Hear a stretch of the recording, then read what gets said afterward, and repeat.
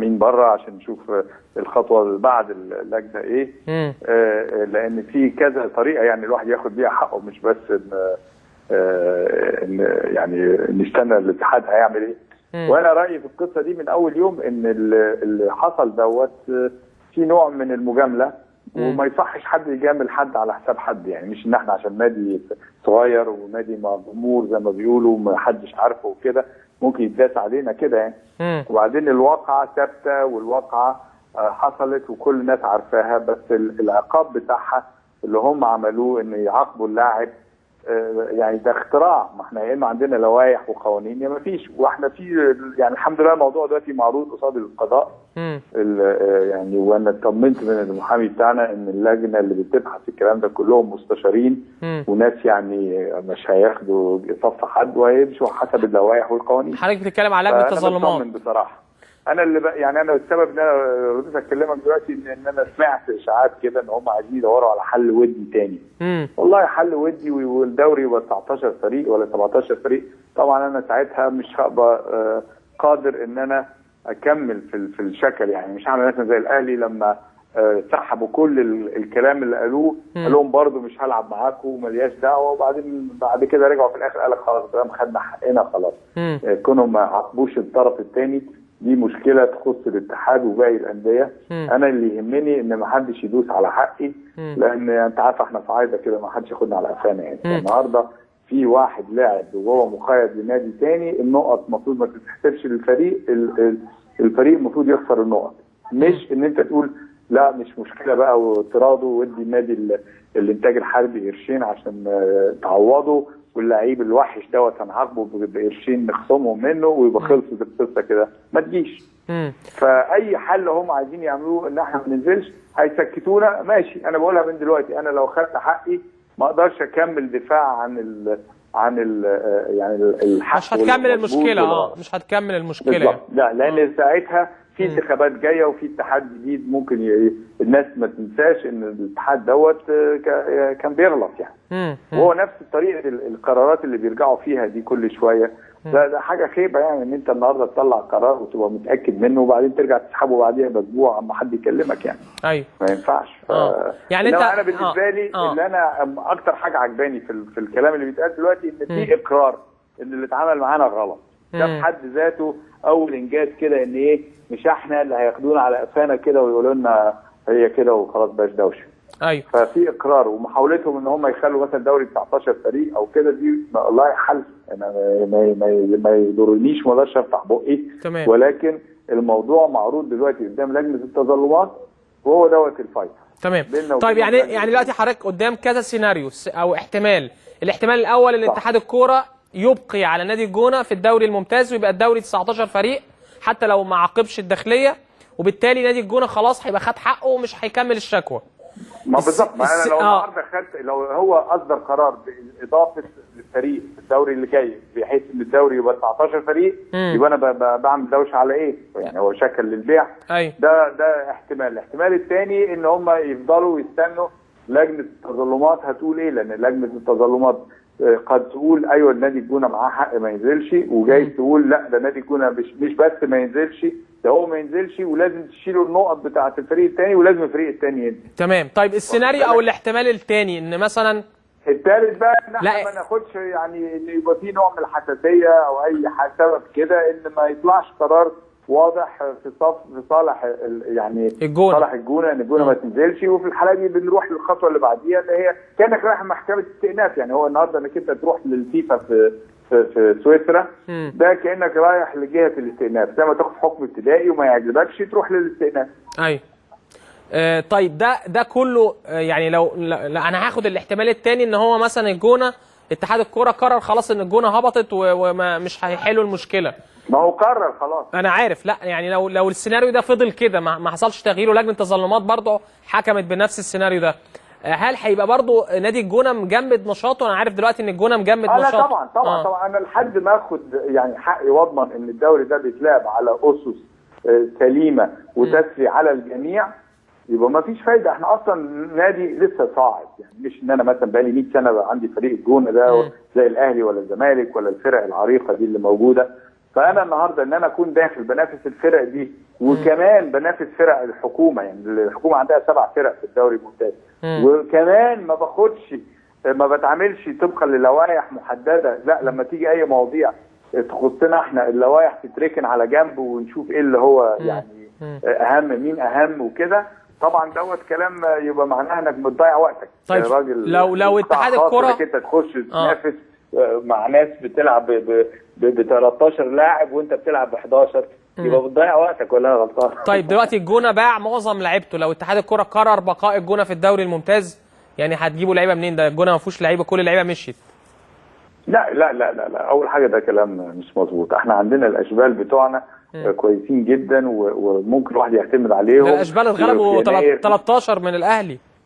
لا اللي نزلوا غلبوا 13 العيال عندهم 14 سنه و16 سنه واكبر واحد فيهم كان عنده 17 سنه. الشباب واحد تحت 21 ده فريق ممتاز وخد الدوري بتاع الفرق اللي تحت 21 قبل كده، مش ان هو مثلا ما حدش يعرفه. وبعدين انت بتنساش احنا في يناير ممكن نطعم الفريق ده بناس كبار وكده يعني. طيب حضرتك اللي وبعدين احنا يعني خلي بالك ان ما يعني احنا مش اكيد مش هنطلع مش هناخد الدوري السنه الجايه، بس يعني مش شرط اننا يتعمل فينا كده، وهنتعامل اكيد بعد حركه زي دي الناس هتعاملنا مظبوط شويه. يعني كفايه ان احنا جينا في الماتش اللي بيننا وبين الداخليه رفضوا، يعني الاول خدوا الفلوس وقالوا لنا هنجيب لكم حكام من بره لان ده ماتش فيصلي وبالنسبه لنا كان مصيري، وبعد ما وافقوا على كل حاجه ما تفهمش مين كلم مين بصينا لقينا ما فيش حكام اجانب. ده كان ماتش الشرطه، كان ماتش الشرطه. ايوه كان ماتش الشرطه بالظبط. طيب النهارده انت تيجي مع في ماتش بالنسبه لنا يعني هام بالدرجه دي وعارف ان ده مصيري وانت بتقابل مبدا ان يجي حكام اجانب مش قابله، واخدت مني الفلوس على انك تجيبه، وبعدين حد يشتكي ان انت جايب حكام اجانب في الماتش دوت، تروح على طول لاغي كل القرارات ومرجع لنا الفلوس وتقول لنا لا مش هجيب لكم حكام مع جهه انت عارف ان احنا مستقبلنا متوقف على الماتش دوت. فان انت ترفض هذا الطلب برضه كان حركه كده. طيب انا عايز اسال حضرتك سؤالين. السؤال الاول يعني حاسس ان الجونه مضطهده لسبب معين ولا مضطهده؟ انما لا انه فريق هم معتبرين الجونه دي ممكن تاخد على قفاها وتسكت. بس مش اضطهاد، مش لسبب معين يعني. لا لا لا النهارده يعني ما هنضحك على بعض. انت النهارده واحد خواف شايف قصاده الداخليه وقصاده الجونه، هياخد صف مين؟ ما دام هو راجل خواف هياخد صف الداخليه طبعا. يعني خايف من الداخليه قصدك يعني؟ بتهيألي كده يعني. طيب وانا لو مطرحه يعني انا لو مطرحه عامل يعني هبقى مختلف عنه. ايه يعني فريق الجونه بتاع واحد راجل بيزنس مان ولا بتاع مالنا بيه ده مش مهم. انما ما تزعلوش الداخليه. طيب السؤال الثاني وعايز حضرتك تكون صريح معايا جدا، مين اللي خد قرار ان من كده؟ لا ما كده صريح، انا عايز تكمل الصراحه. مين اللي خد قرار مشاركه فريق ال 14 سنه في نادي الجونه امام النادي الاهلي؟ حضرتك ولا كان الحاج احمد الصحيفي ولا مجلس الاداره ولا ايه بالظبط؟ لا انا ما بتكسفش وما بخافش، انا صاحب الفكره من اولها لاخرها. لان انا ما كنتش عايز انسحب عشان الانسحاب فيه تبعات من الناحيه القانونيه البحته. ممكن يعني ممكن بقى يطلع واحد يقول لك ده يبقى بيهين مش عارف ايه او بيعمل ايه ويعمل لنا غرامات ايه وانا مش ناقص. والحاجه الثانيه ان ده يعتبر نوع من الاعلان عن عدم الرضا عن مجريات الامور في هذا الدوري. ده احسن عريضه اعتراض، يعني عارف لما تبقى زي مثلا مظاهره بس انت قاعد على الارض ما بتتحركش وما بتقولش حاجه، واخد بالك؟ فكله بيفهم ان انت معترض. ايوه. فلما واحد ينزل عيال عندها 14 سنه وتلعب قصاد الاهلي يبقى عارف انه مش هيكسب وعارف انه مش هيلعب حتى مظبوط، ومع ذلك بيعمل كده عشان يظهر نوع من الاعتراض، وانا بعتبر ان احنا نجحنا. أيوة. ما هو في النهايه الناس كلها شافت اللي بيحصل ده على انه نوع من الاعتراض على اللي حصل له.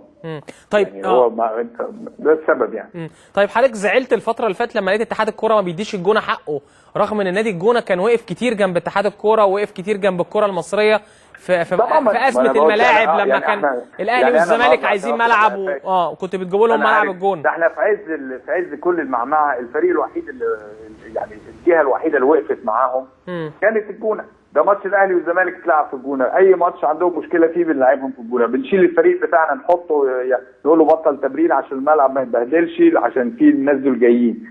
وعمري ما اتاخرت عليهم في اي ملعب ولا في اي حاجه، واستضفنا اي حد عايزينه وكان طول الوقت عندهم ده اوبشن.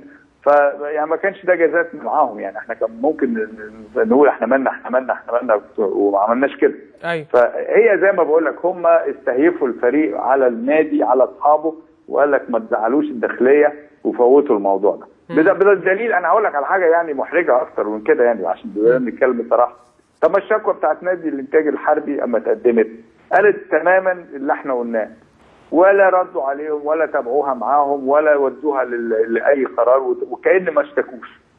واخد بالك؟ فهو في نوع من اللخبطه في المواضيع. ونفس القصه بتاعت الاهلي والزمالك، انت النهارده بتحاول تراضي ده وتدوس على راس ده وبتاع، كلام فارغ. في واحد غلطان اكيد الغلطان ياخد عقابه، مش اما يتضغط عليك. يعني الاهلي معاه، يعني عشان الاهلي قوي وكده خد حقه بانه مجرد قال لهم بخ. مجرد الاهلي قال بخ كده كله جري ورجع قال لك مش هتنفع التسويه الوديه دي، لازم نرجع ونشوف الصح ايه وهو اللي يمشي. الكلام من الاول. بدل يعني اوحش حاجه تمس اي جهه عندها سلطه اصدار قرارات انها ما تلتزمش بالقواعد والاصول والقوانين اللي هي بتحكم اللعبه. ايوه. يوم ما انت فتحت الباب للمجاملات والتوضيبات اللي هي حلول وسط، هو ده اليوم اللي انت خليت كل واحد يقول دول بيتحسوا علي صوتك. بما فيهم انا يعني، ما انا النهارده لو انا خدت حقي او مثلا قالوا لي انت مالكش حق لان الماده كذا بتقول كذا والماده كذا بتقول كذا، وانا المحامي بتاعي قال لي مالكش حق فعلا، الكلام اللي بيقولوه ده صح. انت متخيل ان واحد زي انا كنت هقعد اعمل زيطه وزمبليطه؟ كنت هسكت. صح. انما ان هي يعني انا اللائحه يعني المحامي بتاع حضرتك المحامي بتاع حضرتك قال لك ان انت ليك حق اي حاجه. المحامي بتاعي راجع اللوائح والقانون والمواد وطلع المواد اللي بتقول ما فيش حاجه اسمها انك انت تعاقب لاعب. القانون واضح وصريح، المسؤوليه مسؤوليه النادي واللاعب، ما ينفعش تسيب النادي على جنب. نمره واحد. نمره اثنين، لو انت اثبت ان اللاعب عمل كده وده اثبته وانت اقريت بيه لانك اديته غرامه، يبقى غصب عنك لازم تعاقب النادي، تحاسب النادي. ما هياش ارتجالي وما هياش بمزاجك وما ينفعش تسامحه وما ينفعش تطنش. لو انت هتعاقبه يعني معنى كده ايه؟ لازم تشيل منه النقط. يعني انت شايف حضرتك اللي هي متفصله يعني مش محتاج مناقشه يعني زي اي حد يقرا اللائحه، وهم المفروض يكونوا قاريين اللائحه. والراجل لو فيهم واحد استقال قال لك انتوا ما دام العمليه دي كلها تسويات وجدعنه وبتاع انا مش لاعب معاكم وسبت ومشي يعني. بسبب الكلام ده بقى لنا فتره كده بنسمع يقول لك المهندس سميح ساويرس بيدرس ان هو يخش انتخابات اتحاد الكوره. المهندس سميح ساويرس عايز يخش انتخابات. انا مره وقفت مع صديقي وده من اكثر الناس اللي انا بحترمه واللي انا عارف ان هو لو في يوم ما رجع تاني يخش في القصه دي هيبقى احسن رئيس اتحاد ممكن يجي، رئيس مصر المقاصه اللي هو عبد السلام. ده راجل ده بالظبط اللي هو عبد السلام. انا كنت مش هقول اسم عشان ما حدش يقول لك ده صاحبه وبيعمل له دعايه، انما طبعا يوم ما الراجل دوت قال انا موافق احط نفسي في هذا المكان واتحمل كل المسؤوليات دي، وطلب ان يجوا ناس يساعدوه. قلت له لو انت واحد زيك كسب الانتخابات دي ومحتاج حد يساعده وانا هبقى مساعد ليك تحت امرك. انما مش ان انا عايز اخش وخلاص. انا ما اخشش غير لو انا مطمن ان انا متغطي بواحد اكبر مني واحسن مني ومندمج في الموضوع ده اكتر مني. انما انا بديله زي دعم معنوي ان انا معروف ان انا يعني مش ماليش التوجهات يعني. فده كانت فتره وهو بعد كده صرف نظر وبالتالي انا صرفت نظر وانتهينا على كده. مش ان انا اخش المجلس واشوف مين. ده معناه ان حضرتك ما بتفكرش في المستقبل انت تكون موجود اطلاقا. طيب انا بقول لك دي كانت مره اللي هو عبد السلام طلب ان حد يعني يلم ناس معاه كويسين كده عشان الاتحاد يبقى ماشي 100 وانا قلت له مش هقدر اتاخر عليك لان الراجل دوت صراحه من احسن الناس اللي عدوا عليا في حياتي يعني. اكيد. حتى في مصر المقاطع نفسها. تمام. الراجل ده عمل شغل مع مصر بس مش واخده بالها منه يعني. طيب عايز اسال حضرتك سؤال برضو مهم. ان نادي الجونه احد الاعضاء المؤثره في لجنه الانديه في الاتحاد المصري. والجونه لا دي انا اول مره اسمعها دي اللي انت بتقولها دي. مؤثرين في ايه؟ ولا مؤثرين ولا حاجه في اللجنه. احنا بس يعني موجودين في اللجنه دايما. والجونه دلوقتي في مشكله، ليه ما لجأش نادي الجونه للجنه الانديه؟